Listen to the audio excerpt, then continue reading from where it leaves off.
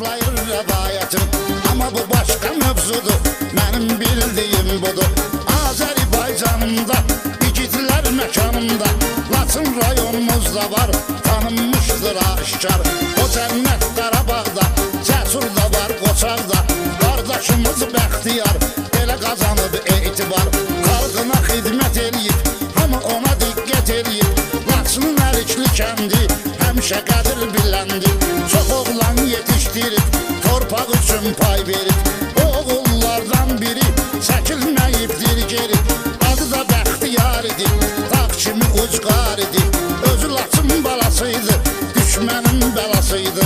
Sadə mehriban idi, qəlbi saf oğlan idi.